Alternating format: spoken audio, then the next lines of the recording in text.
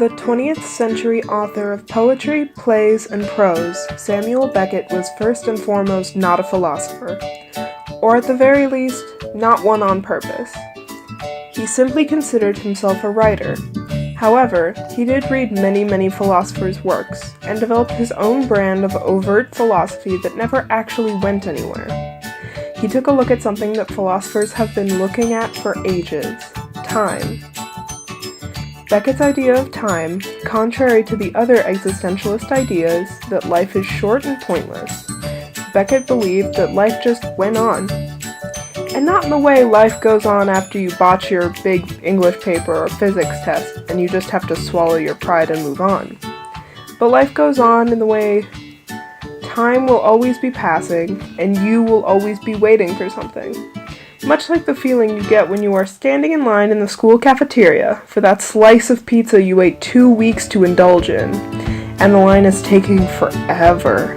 So, while you wait, in this horribly long line, you look around and desperately cling to your phone or anyone you may have had the smallest connection to.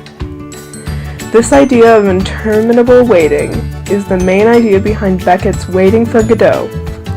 He explores the idea of waiting for something to the point where you don't know why you're bothering anymore.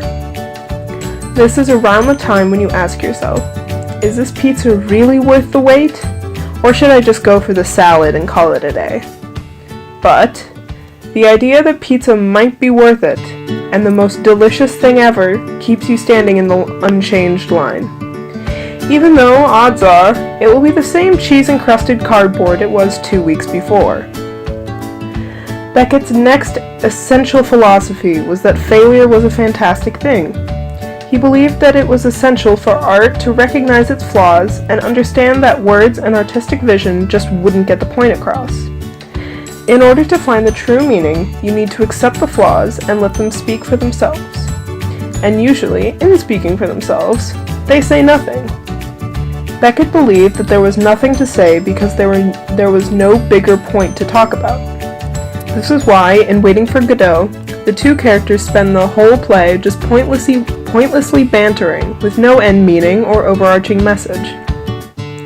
It's like the world of a daily vlogger.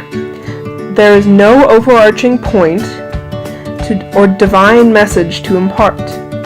It's just banter that keeps us from the reality of our own situations, and things that we should be doing, or to procrastinate our way out of being productive.